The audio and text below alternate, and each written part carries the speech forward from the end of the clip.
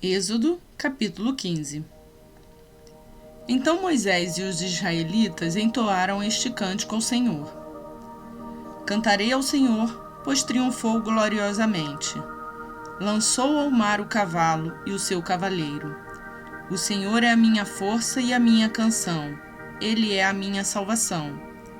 Ele é o meu Deus, e eu o louvarei. É o Deus de meu pai, e eu o exaltarei. O Senhor é guerreiro, o seu nome é Senhor. Ele lançou ao mar os carros de guerra e o exército do faraó. Os seus melhores oficiais afogaram-se no mar vermelho. Águas profundas os encobriram, como pedra desceram ao fundo. Senhor, a tua mão direita foi majestosa em poder. Senhor, a tua mão direita despedaçou o inimigo. Em teu triunfo grandioso, derrubaste os teus adversários. Enviaste o teu furor flamejante, que os consumiu como palha. Pelo forte sopro das tuas narinas, as águas se amontoaram. As águas turbulentas firmaram-se como muralha. As águas profundas congelaram-se no coração do mar. O inimigo se gloriava. Eu os perseguirei e os alcançarei. Dividirei o despojo e os devorarei. Com a espada na mão, eu os destruirei. Mas enviaste o teu sopro, e o mar os encobriu. Afundaram como chumbo nas águas volumosas.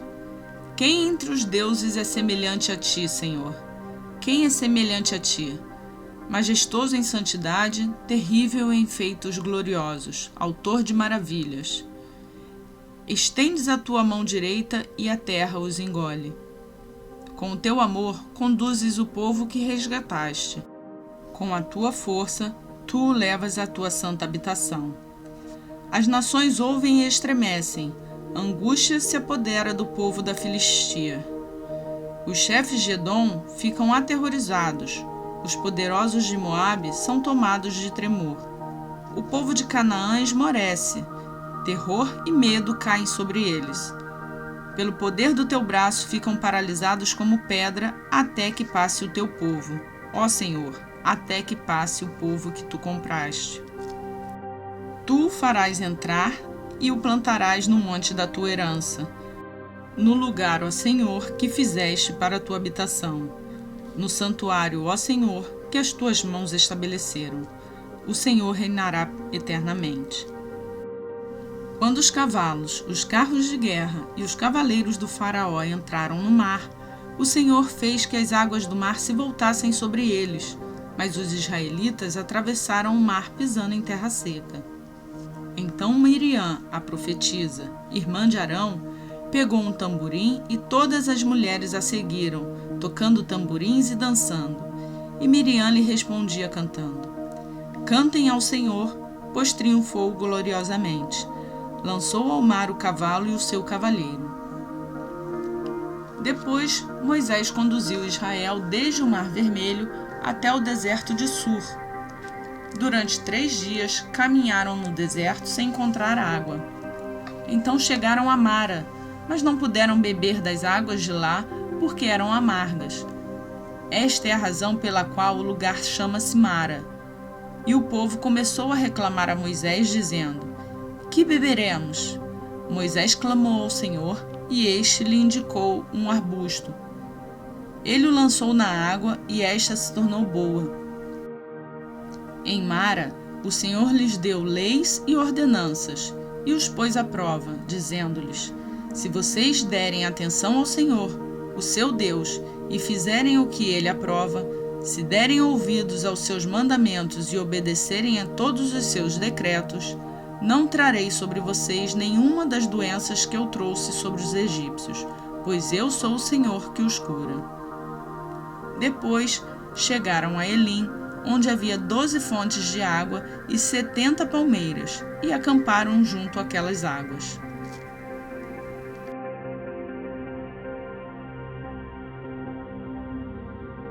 Êxodo, capítulo 16. Toda a comunidade de Israel partiu de Elim e chegou ao deserto de Sim, que fica entre Elim e o Sinai. Foi no 15º dia do 2º mês, depois que saíram do Egito. No deserto, toda a comunidade de Israel reclamou a Moisés e Arão.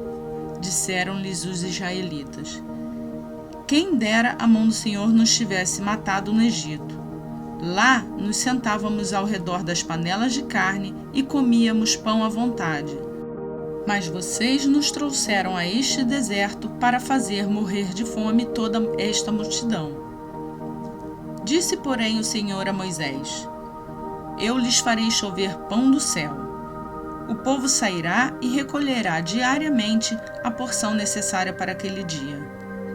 Com isso os porei à prova para ver se seguem ou não as minhas instruções. No 6º dia trarão para ser preparado o dobro do que recolheram nos outros dias. Assim Moisés e Arão disseram a todos os israelitas: ao entardecer, vocês saberão que foi o Senhor quem os tirou do Egito. E amanhã cedo verão a glória do Senhor, porque o Senhor ouviu a queixa de vocês contra ele. Quem somos nós para que vocês reclamem a nós? Disse ainda Moisés: o Senhor dará a vocês carne para comer ao entardecer e pão à vontade pela manhã, porque ele ouviu as suas queixas contra ele. Quem somos nós? Vocês não estão reclamando de nós, mas do Senhor. Disse Moisés a Arão: diga a toda a comunidade de Israel que se apresente ao Senhor, pois ele ouviu as suas queixas. Enquanto Arão falava a toda a comunidade, todos olharam em direção ao deserto e a glória de Deus apareceu na nuvem. E o Senhor disse a Moisés: ouvi as queixas dos israelitas. Responda-lhes que ao pôr do sol vocês comerão carne e ao amanhecer se fartarão de pão. Assim saberão que eu sou o Senhor, o seu Deus.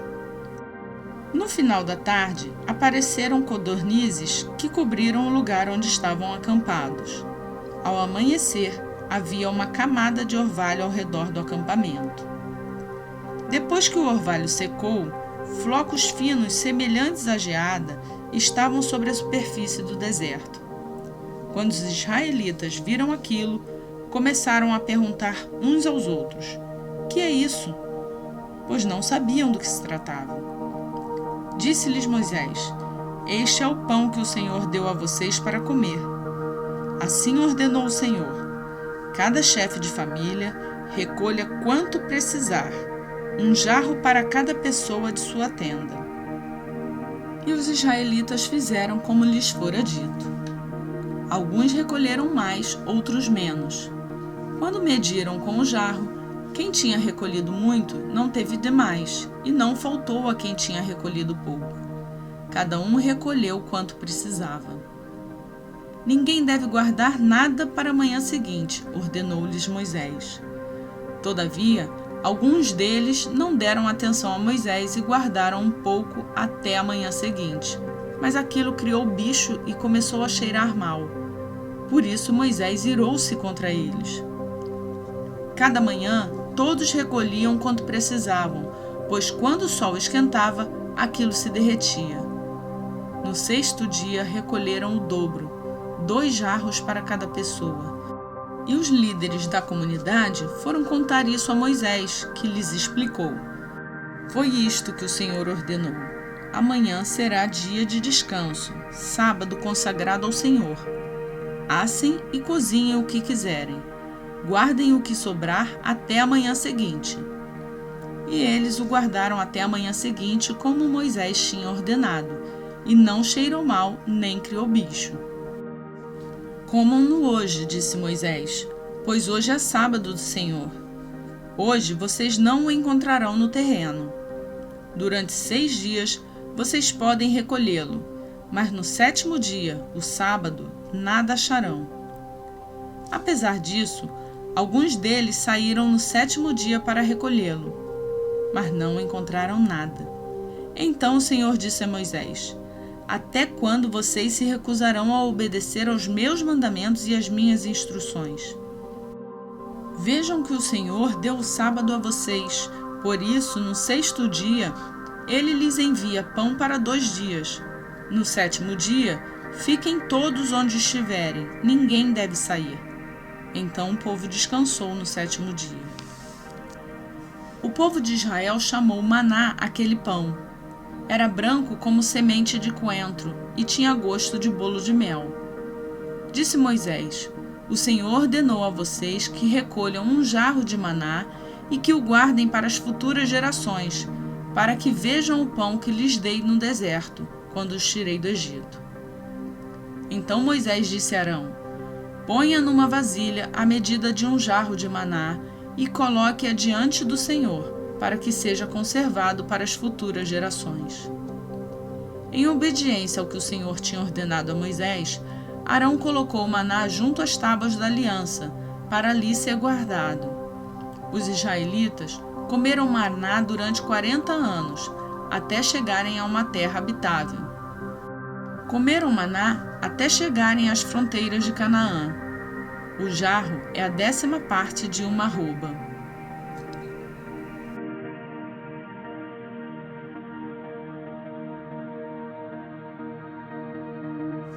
Marcos, capítulo 5. Eles atravessaram o mar e foram para a região dos Gerazenos. Quando Jesus desembarcou, um homem com um espírito imundo veio dos sepulcros ao seu encontro. Esse homem vivia nos sepulcros e ninguém conseguia prendê-lo, nem mesmo com correntes, pois muitas vezes lhe havia sido acorrentado os pés e as mãos, mas ele arrebentava as correntes e quebrava os ferros de seus pés. Ninguém era suficientemente forte para dominá-lo. Noite e dia, ele andava gritando e cortando-se com pedras entre os sepulcros e nas colinas. Quando ele viu Jesus de longe, correu e prostou-se diante dele e gritou em alta voz: Que queres comigo, Jesus, filho do Deus Altíssimo? Rogo-te por Deus que não me atormentes. Pois Jesus lhe tinha dito: Saia deste homem, espírito imundo. Então Jesus lhe perguntou: Qual é o seu nome? Meu nome é Legião, respondeu ele, porque somos muitos. E implorava a Jesus com insistência que não os mandassem sair daquela região. Uma grande manada de porcos estava pastando numa colina próxima. Os demônios imploraram a Jesus: Manda-nos para os porcos, para que entremos neles. Ele lhes deu permissão e os espíritos imundos saíram e entraram nos porcos. A manada de cerca de 2.000 porcos atirou-se precipício abaixo, em direção ao mar, e nele se afogou. Os que cuidavam dos porcos fugiram e contaram estes fatos nas cidades e nos campos, e o povo foi ver o que havia acontecido. Quando se aproximaram de Jesus, viram ali o homem que fora possesso da legião de demônios, assentado, vestido e em perfeito juízo, e ficaram com medo. Os que estavam presentes contaram ao povo o que acontecera ao endemoniado e falaram também sobre os porcos. Então o povo começou a suplicar a Jesus que saísse do território deles. Quando Jesus estava entrando no barco, o homem que estivera endemoniado suplicava-lhe que o deixasse ir com ele. Jesus não o permitiu, mas disse: Vá para casa, para a sua família, e anuncie-lhes quanto o Senhor fez por você e como teve misericórdia de você. Então aquele homem se foi e começou a anunciar em Decápolis o quanto Jesus tinha feito por ele. Todos ficavam admirados.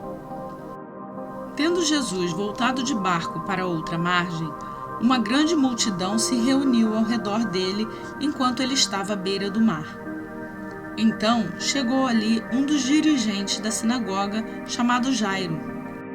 Vendo Jesus, prostou-se aos seus pés e lhe implorou insistentemente: Minha filhinha está morrendo. Vem, por favor, e impõe as mãos sobre ela para que ela seja curada e que viva. Jesus foi com ele. Uma grande multidão o seguia e o comprimia. E estava ali certa mulher que havia 12 anos vinha sofrendo de hemorragia. Ela padecera muito sob o cuidado de vários médicos e gastara tudo o que tinha, mas em vez de melhorar, piorava. Quando ouviu falar de Jesus, chegou por trás dele, no meio da multidão, e tocou em seu manto, porque pensava: Se eu tão somente tocar em seu manto, ficarei curada. Imediatamente cessou a hemorragia e ela sentiu em seu corpo que estava livre do seu sofrimento. No mesmo instante, Jesus percebeu que dele havia saído o poder, virou-se para a multidão e perguntou: Quem tocou em meu manto? Responderam os seus discípulos: Vês a multidão aglomerada ao teu redor e ainda perguntas: Quem tocou em mim? Mas Jesus continuou olhando ao seu redor para ver quem tinha feito aquilo. Então a mulher, sabendo o que lhe tinha acontecido, aproximou-se, prostou-se aos seus pés e, tremendo de medo, contou-lhe toda a verdade. Então ele lhe disse: Filha, a tua fé a curou. Vá em paz e fique livre do seu sofrimento. Enquanto Jesus ainda estava falando, chegaram algumas pessoas da casa de Jairo, o dirigente da sinagoga. Sua filha morreu, disseram eles. Não precisa mais incomodar o mestre. Não fazendo caso do que eles disseram, Jesus disse ao dirigente da sinagoga: Não tenha medo, tão somente creia. E não deixou ninguém segui-lo, senão Pedro, Tiago e João, irmão de Tiago. Quando chegaram à casa do dirigente da sinagoga, Jesus viu um alvoroço com gente chorando e se lamentando em voz alta. Então entrou e lhes disse: Por que todo esse alvoroço e lamento? A criança não está morta, mas dorme. Mas todos começaram a rir de Jesus. Ele, porém, ordenou que eles saíssem. Tomou consigo o pai e a mãe da criança e os discípulos que estavam com ele e entrou onde se encontrava a criança. Tomou-a pela mão e disse: Talita cumi, que significa: Menina, eu ordeno a você, levante-se. Imediatamente a menina, que tinha 12 anos de idade, levantou-se e começou a andar. Isso os deixou atônitos.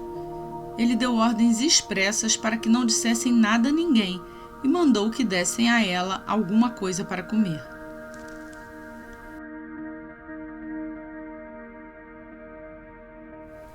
E assim terminamos a leitura do dia 33. Se você quiser ser avisado dos vídeos, não se esquece de se inscrever no canal. Deixe o seu like. Se acredita que essa leitura pode abençoar outras vidas, compartilhe. Que Deus abençoe o seu dia e até amanhã, se assim Ele nos permitir.